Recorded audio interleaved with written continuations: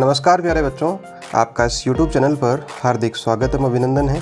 आज class 10th के लिए प्रश्नावली 3.3 का क्वेश्चन नंबर 2 को अपन कंटिन्यू करेंगे, जिसमें अभी तक क्वेश्चन नंबर 2 का पहला और दूसरा पार्ट अपन ने कर लिया था।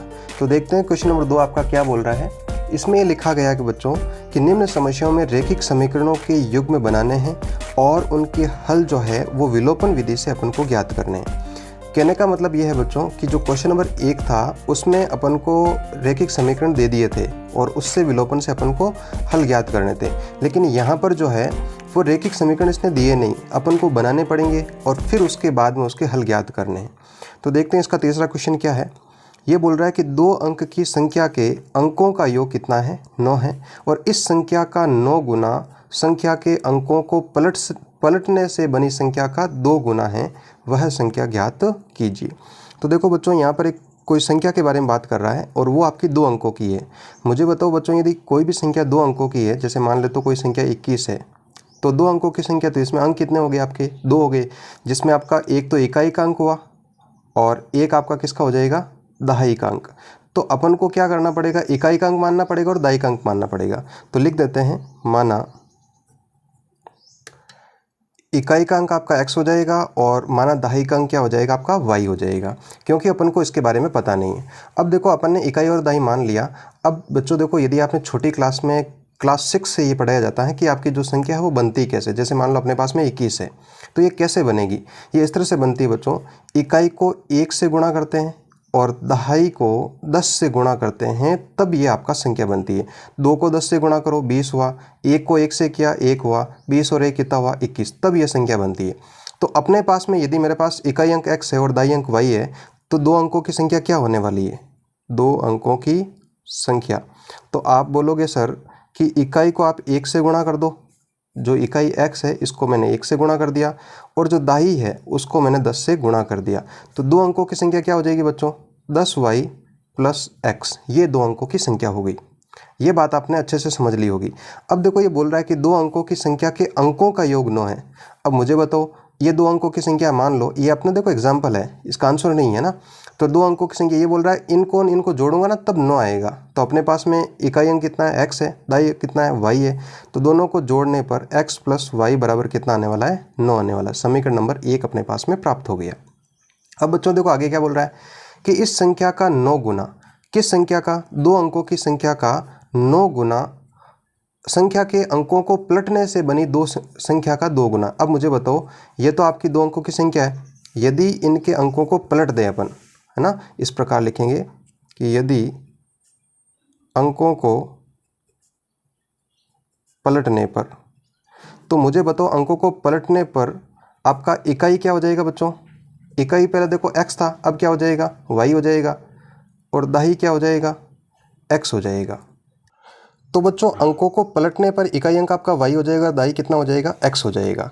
तो मुझे बताओ संख्या क्या हो जाएगी, यदि 2 अंकों की संख्या पलटने के बाद की बात करूं, तो इकाई y है तो इसको मैंने 1 से गुणा कर दिया, और दहाई क्या आपका x है तो इसको मैंने किससे गुणा कर दिया, 10 से गुणा कर दिया। तो ये हो गया बच्चों 10x प्लस y। अब बच्चों जैसे बोल रहा है वैसे अपन को करना है। ये बोल रहा है कि इस संख्या का 9 गुना, किस संख्या का, इस संख्या का 9 गुना करना है अपन को। तो यहाँ लिख देता हूँ, 9 को गुणा करना है 10y प्लस x, और ये बोल रहा है इस संख्या का 9 गुना अंकों को पलटने पर बनी संख्या के 2 गुने के बराबर है। माने इसका यदि 2 गुना कर दूँ तब ये बराबर होगा। तो इससे अपन को एक समीकरण प्राप्त हो जाएगा, 9 को 10 से करो 90y प्लस 9 को x से करो 9x बराबर 2 को 10 से किया 20x और 2 को y से किया 2y। ये इस प्रकार हो गया बच्चों। अब देखो इसको इस प्रकार अपन लिख देते हैं, ये 20x है, 9 को अपन इस तरफ भेज देते हैं तो माइनस का 9x, यहाँ 90y है और ये आपका 2y इस तरफ आएगा तो ये माइनस का हो जाएगा, 90y माइनस 2y हो जाएगा 88y, और 20x में से 9y चला गया तो आपके पास बच गया बच्चों 11x बच गया। अब अपन क्या करेंगे, x की मुझे मान लो वैल्यू ज्ञात करनी है, तो क्या हो जाएगा, x बराबर हो जाएगा बच्चों 88y बटे 11, 11 का जब भाग लगाऊंगा तो कितना हो जाएगा, 8 हो जाएगा। तो x की वैल्यू यदि मैं आपसे पूछूं तो वो कितनी हो जाएगी, 8y हो जाएगी। तो समीकरण नंबर 2 हो गया मेरे पास में। अब देखो इसको थोड़ा सा अच्छे से लिख देते हैं अपन, एक्स इस 8y को इस तरफ ले आते हैं, माइनस का 8y बराबर 0। अब इसको समीकरण नंबर 2 देते हैं। अपने पास में समीकरण 1 और समीकरण 2 प्राप्त हो गई। समीकरण 1 आपका ये रहा और समीकरण 2 ये रहा। तो देखो इसको विलोपन विधि से अपन को सरल करना है, विलोपन विधि से। तो विलोपन विधि से बच्चों क्या होता है, x प्लस वाई बराबर 1, तो आपका यह समीकरण है। दूसरा है x माइनस 8y बराबर 0। विलोपन विधि में क्या करना है बच्चों कि इनके जो गुणांक है वो आपके बराबर होने चाहिए। तो यदि अपन यहाँ पर देख पा रहे हैं कि x का जो गुणांक है यहाँ पर भी 1 है और यहाँ पर भी 1 है, तो गुणांक तो बराबर है, बराबर बनाने की आवश्यकता है नहीं। इनके चिन्ह बदल देते हैं, तो 0 का चिन्ह माइनस हो जाएगा और माइनस का प्लस हो जाएगा और प्लस वाले का माइनस हो जाएगा। तो ये तो आपका कैंसिल हो गया। प्लस वाई और प्लस 8y कितना हो गया, 9y हो गया। 9 में से 0 जाएगा तो कितना बच गया, 9। तो y की वैल्यू मेरे पास कितनी प्राप्त हो गई, 1 प्राप्त हो गई। बहुत बढ़िया। तो अब देखो y की वैल्यू 1 प्राप्त हो गई। अपन क्या करेंगे, y का मान समीकरण 1 में रखने पर, तो समीकरण 1 क्या बच्चों आपका 9, तो ये हो जाएगा बच्चों x प्लस 1 बराबर 9।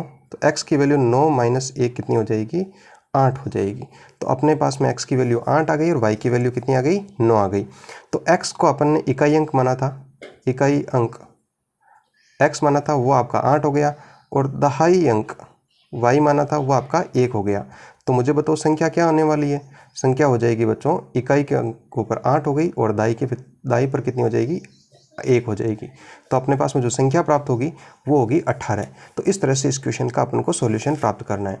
तो आपको एक दो बार इस वीडियो को अच्छे से देखकर, ये जो क्वेश्चन है इसको एक बार देखकर फिर आपको अच्छे से प्रैक्टिस करनी है। ठीक है बच्चों, देखते हैं इसका नेक्स्ट क्वेश्चन। इस क्वेश्चन की बात करते हैं बच्चों। तो इसमें लिखा है कि मीना जो है 2000 रुपये निकालने के लिए बैंक गई है। उसने खजांची से 50 रुपये तथा 100 रुपये के नोट देने के लिए कहा। इसमें क्वेश्चन में ये बोला गया कि मीना जो एक लड़की है वो बैंक से 2000 रुपये निकालने गई है। यहाँ पर एक शब्द आया खजांची का मतलब आप ये समझ सकते हो कैशियर, जो बैंक में रुपये देने वाला होता है उसको अपन बोलते हैं।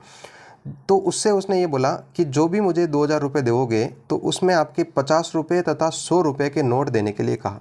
कहने का मतलब ये है बच्चों, उसने ये बोला कि मुझे 2000 रुपये लेने हैं और 2000 रुपये लेने हैं, तो उसने ये बोला कि मुझे या तो 50 रुपये और 100 रुपये दोनों के नोट देने हैं ना, उसी से आपके 2000 रुपये होने चाहिए। तो मीना ने ये कहा कि मीना ने कुल 25 नोट प्राप्त किए। किस किस के, 50 के और 100 के। अभी अपन को ये नहीं पता है 50 के नोट कितने हैं और 100 के नोट कितने हैं, लेकिन टोटल नोट कितने हैं बच्चों, 25 नोट है। ज्ञात कीजिए कि उसने 50 रुपये और 100 रुपये के कितने कितने नोट प्राप्त किए। अब देखो बच्चों, सबसे पहले तो अपन को ये पता होना चाहिए कि अपन को जैसे मान लो यहाँ पूछे कि कितने कितने रुपए, तो अपन को ये नहीं पता 50 रुपये के और 100 रुपये के नोट कितने हैं। तो अपन को ये मानना पड़ेगा कि माना 50 रुपये के नोट x हैं और 100 रुपये के नोट कितने हैं y। तो अपन ये लिख देते हैं इस प्रकार से कि माना 50 रुपये के नोट बराबर x मान लिया अपन ने तथा 100 रुपये के नोट कितना मान लिया अपन ने, y मान लिया। अब बच्चों जैसे बोल रहा है वैसे लिख दो। ये बोल रही है कि उसने खजांची से 50 तथा 100 रुपये के नोट देने के लिए कहा और मीना ने कुल 25 नोट प्राप्त किए। अब देखो 50 के नोट x है और 100 के नोट कितने बच्चों, y है। तो मुझे बताओ टोटल नोट कितने हैं, 25 है। तो अपन क्या बोलेंगे, सर 50 के नोट को और 100 के नोट को दोनों को जोड़ देंगे तो कितना प्राप्त होगा मेरे को, 25 प्राप्त होगा। तो समीकरण नंबर 1 अपना ये प्राप्त हो गया। अब बच्चों देखो आगे देखो, ये क्या बोल रहा है, ये बोल रहा है इस प्रकार से कि अब ये बोल रहा है उसने खजांची से 50 रुपये तथा 100 रुपये के नोट देने के लिए कहा। तो यदि अपन मैं ये बात करूं कि टोटल रुपए कितने निकालने, उसको 2000 निकालने, लेकिन मुझे ये नहीं पता है कि 50 के कितने नोट और 100 के कितने नोट हैं। तो 2000 रुपये कैसे होंगे बच्चों कि यदि 50 के नोट x हैं तो 50 रुपये से बनने वाले रुपए कितने हो जाएंगे, 50 को x से गुणा कर देंगे और 100 रुपये के नोट से बनने वाले जो रुपए हैं उनको क्या करेंगे, y से गुणा कर देंगे। तो देखो इस प्रकार हो जाएगा आपका 50x प्लस 100y बराबर रुपए कितने होंगे, 2000 होंगे। देखो बच्चों ये वाली लाइन सीखनी आपको समझ में आनी ज़रूरी है। ये कैसे लिखा मैंने, ये इस प्रकार लिखा बच्चों कि यदि 50 रुपये के नोट x हैं तो उनसे बनने वाले, जैसे आप बात करें, जैसे इस प्रकार लिख देता हूँ कि 10 रुपये के 2 नोट हैं। तो आप मुझे बताओ कितने रुपए हो जाएंगे, आप बोलोगे सर 10 को 2 से गुणा कर दो, 20 आ जाएगा। तो उसी प्रकार से अपन क्या कर रहे हैं, 50 रुपये को किससे गुणा कर रहे हैं, उसके नोटों की संख्या से गुणा कर रहे हैं, तो 50x हो गया। और फिर 100 को 100 के नोटों से गुणा कर दिया तो 100y हो गया। और जब इन दोनों को जोड़ेंगे तो टोटल रुपये कितने हो जाने चाहिए, 2000 होने चाहिए। ठीक है ना बच्चों। अब देखो अपने पास में समीकरण 1 और समीकरण 2 हो गया। अब अपन को विलोपन विधि से इस सवाल को सॉल्व करना है, विलोपन विधि से। अब विलोपन विधि के लिए बच्चों सबसे पहले मैंने आपको बताया था x या y किसी एक का गुणांक आपको बराबर करना है। तो अपन ने यहाँ देखा कि x का गुणांक तो 1 है और यहाँ पर कितना है 50, यहाँ पर आपका 1 है और यहाँ पर कितना है 100। तो अपन एक काम करते हैं, दोनों का गुणांक बराबर नहीं तो गुणांक बराबर बनाने की कोशिश करते हैं। तो इसमें x का गुणांक 50 है तो इसके गुणांक को भी अपन 50 बना देते हैं। देखो कैसे बनाएंगे, इस प्रकार लिख देता हूँ मैं, समीकरण 1 को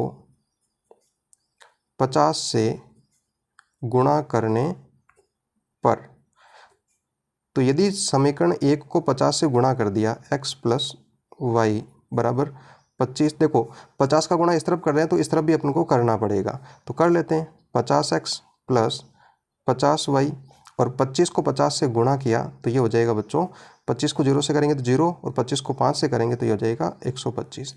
तो इसको समीकरण नंबर आप 3 दे दो। ठीक है ना बच्चों।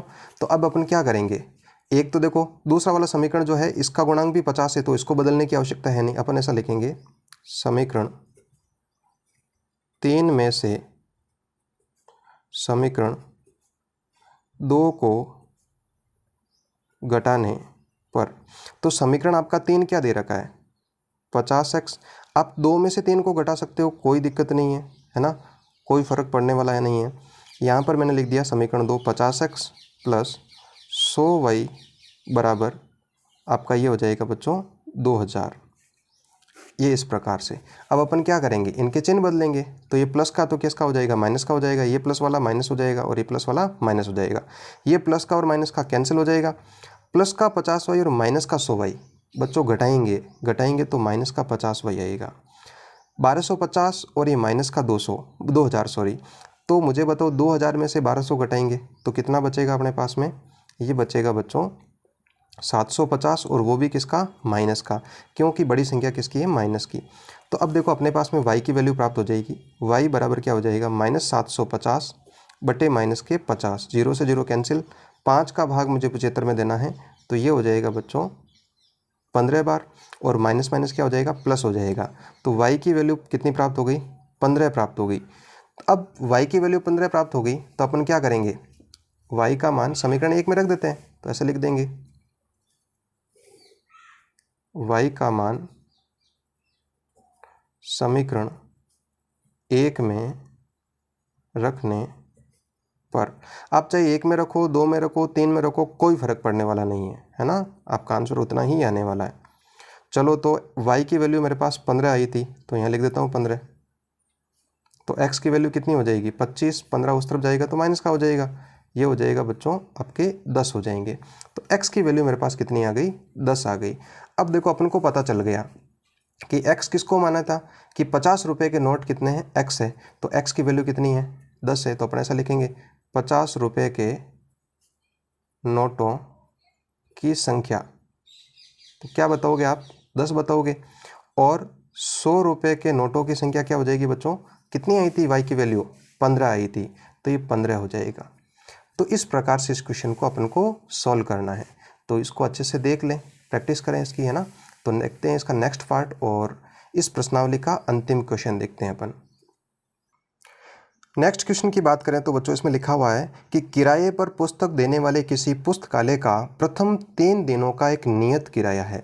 देखो बच्चों नियत किराया का मतलब ये है कि यदि आप पुस्तक लेते हो और 3 दिनों का, कहने का मतलब यदि आप 1 दिन लेते हो, चाहे 2 दिन लेते हो, चाहे 3 दिन लेते हो, आपको वो किराया देना ही पड़ेगा, तथा उसके बाद प्रत्येक अतिरिक्त दिन का अलग किराया लगता है। सरिता ने 7 दिनों तक एक पुस्तक रखने के लिए 27 रुपये अदा किए।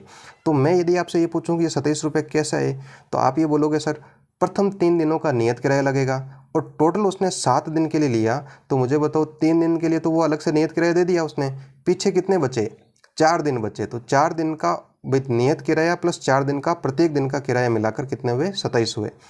जबकि सुशी ने एक पुस्तक 5 दिनों तक रखने के लिए 21 रुपये अदा किए, तो नियत किराया तथा प्रत्येक अतिरिक्त किराया अपन को ज्ञात करना है।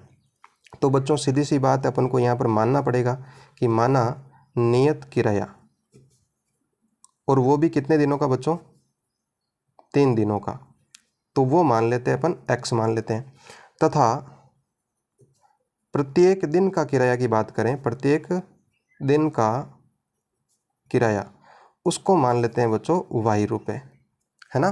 तो अब मुझे बताओ, जो पहली बार किसने ली थी पुस्तक आपकी, यहाँ पर किस किराए की पुस्तक देने के लिए प्रथम 3 दिनों का किराया, सरिता ने, एक लड़की का नाम क्या है, सरिता ने। तो सरिता ने एक किताब उसने 7 दिनों तक रखी, तो मुझे बताओ 7 दिनों की रखी तो 3 दिनों के लिए तो उसके लिए नियत किराया लग गया, और वो कितना लगा, x लग गया, है ना। तो 3 दिनों का किराया तो ये हो गया, बाकी के 4 दिनों का किराया क्या हो जाएगा, देखो एक दिन का y लग रहा है, तो 4 दिन का कितना हो जाएगा, 4y हो जाएगा, और कितने रुपए टोटल दे रही है, 27 रुपये दे रही है। तो ये तो हो गया समीकरण नंबर 1। फिर बात की बात करते हैं, तो सुशी ने क्या किया, एक पुस्तक 5 दिन के लिए रखी, तो बच्चों 3 दिन का तो वो भी नियत किराया देगी, कितना हो जाएगा, x हो जाएगा, और 5 दिनों में से 3 दिन का नियत किराया लग गया, पीछे कितने रहे, 2 दिन रहे, तो 2 दिन का किराया क्या हो जाएगा, एक दिन का y है तो 2 दिन का 2y बराबर आपके रुपए कितने हो जाएंगे, 21 हो जाएंगे। ये समीकरण नंबर 2, ठीक है ना बच्चों। तो अब अपने पास में समीकरण 1 और समीकरण 2 है, क्या करेंगे, विलोपन विधि से सरल कर लेते हैं, विलोपन विधि से।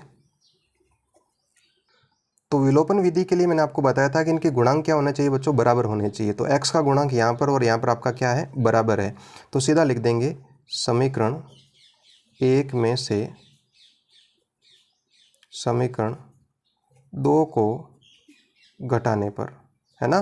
तो समीकरण 1 क्या बच्चों आपका, x प्लस 4y बराबर 27 हो गया, और समीकरण 2 क्या हो गया, x प्लस 2y बराबर 21 हो गया बच्चों, है ना। तो इसको घटा देते हैं अपन, ये इस प्रकार से लाइन कर दी, ये अपन ने चिन्ह बदल दिए सारे के सारे, x का यहाँ प्लस का और ये माइनस का कैंसिल हो जाएगा, 4y में से 2y गया तो 2y बचा, 27 में से 21 गया तो कितना रहा, 6 रहा।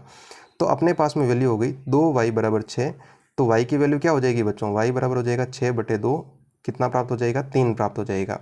तो y की वैल्यू मेरे पास आ गई बच्चों 3 आ गई। और y किसको माना था अपन ने, प्रत्येक दिन का किराया माना था। अब y का मान क्या करेंगे, समीकरण 1 में रख देते हैं, y का मान समीकरण 1 में रखने पर, तो समीकरण 1 क्या है बच्चों, x प्लस 4y बराबर आपका 27 है, तो y की जगह कितना रख देंगे अपन, 3 रख देंगे, तो ये हो जाएगा x प्लस 4 गुणा 3 बराबर 27।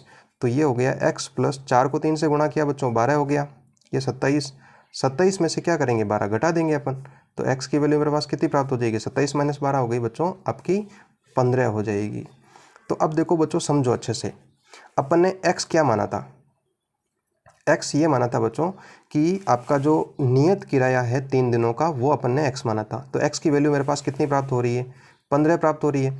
और y क्या माना था, प्रत्येक दिन का किराया माना था, वो y है, और y की वैल्यू मुझे कितनी प्राप्त हुई, 3 रुपये। तो प्रत्येक दिन का किराया तो 3 रुपये है, और नियत किराया कितना है, 15 रुपये है। तो इस प्रकार से इस क्वेश्चन को अपन को सॉल्व करना है।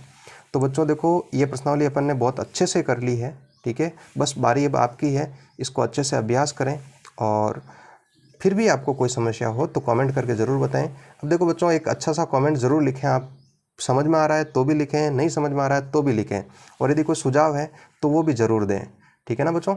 चलो, तो वीडियो अच्छा लगा हो तो लाइक करो, शेयर करो और चैनल को सब्सक्राइब ज़रूर करें। Thank you very much.